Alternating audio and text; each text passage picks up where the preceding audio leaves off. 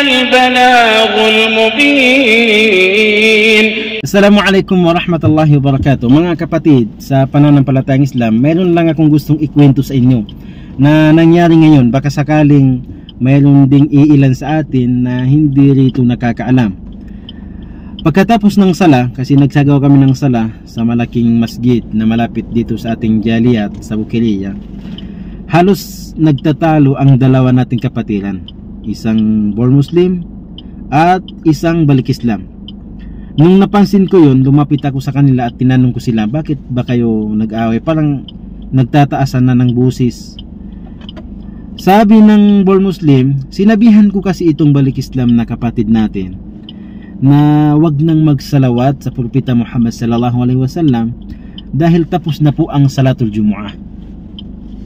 Sabi ko sa kanya, umupo ako sa tabi nila, sabi ko sa kapatid natin na yun na born Muslim na bakit, ano ba yung pagkakaalam mo, kailan ba dapat magsalawat sa ating propeta na si Muhammad sallallahu alaihi wasallam sa araw ng Jumu'ah? Sabi niya, magsisimula ito kapag nag-adhan na, pag nag-adhan ng Salatul Jumu'ah, at matatapos ito pagkatapos ng Salatul Jumu'ah. Sabi ko sa kanya, kapatid, wag ka lang masasaktan, meron lang akong gustong linawin at sabihin sa iyo. Sabi niya, sige, kasi ikaw naman, sabi niya, yung ustad namin, kasi itong dalawa na to kasama to sa tinuturuan natin sa Jaliyat.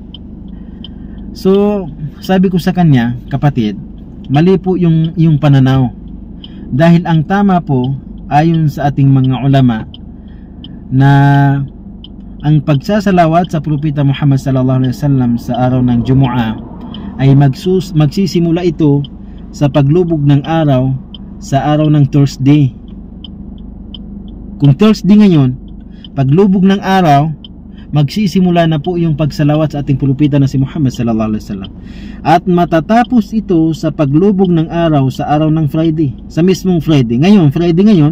So matatapos ang pagsalawat sa ating propeta na si Muhammad sallallahu alaihi wasallam paglubog ng araw mamaya. Mali po yung pananaw mo na magsisimula ito sa nag-adhan ng Salatul Jumu'ah at matatapos ito sa pagtapos ng Salatul Jumu'ah. Mali po yan. So ibig sabihin, sabi ko, tama po yung ginagawa ng ating kapatid na balik Islam na siya ay nagsasalawat sa ating propeta na si Muhammad sallallahu alaihi wasallam, dahil yan po yung nabanggit ng mga ulama na pinakamainam ayon sa hadith ng propeta Muhammad sallallahu alaihi wasallam na gawain sa Yawmul Jumu'ah ay ang paramihin ang pagsasalawat sa ating mahal na propeta Muhammad sallallahu alaihi wasallam. Assalamualaikum warahmatullahi wabarakatuh.